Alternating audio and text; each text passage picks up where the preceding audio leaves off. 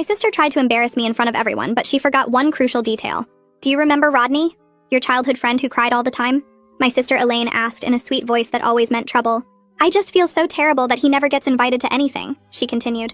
Since you're single, why don't you bring him as your date? That way at least you won't be alone at my wedding. I almost laughed.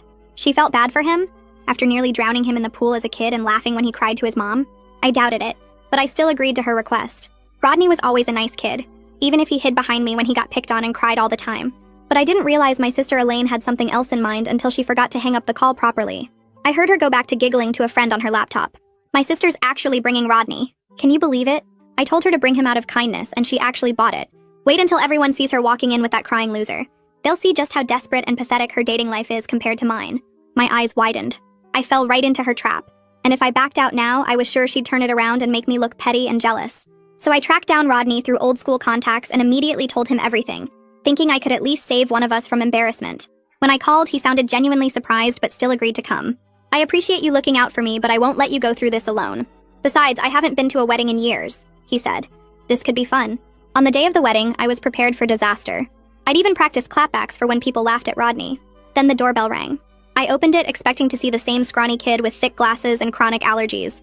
Instead, I was standing face to face with a 6'2" Henry Cavill-looking guy in a perfectly tailored suit. Hi, I'm looking for Rodney, I said, nervously shifting around. Yep, that's me. Ready to go? The handsome guy responded. My brain couldn't process what I was seeing. This was not Rodney.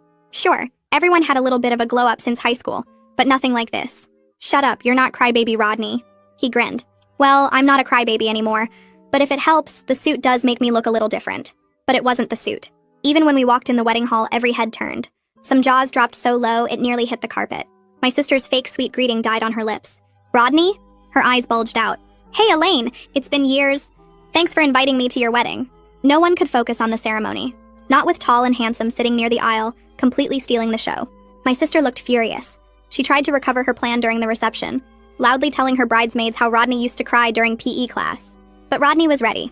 He looked at me with a soft expression and said warmly, "That's why I was lucky to have this girl help me through my panic attacks." She was like an angel.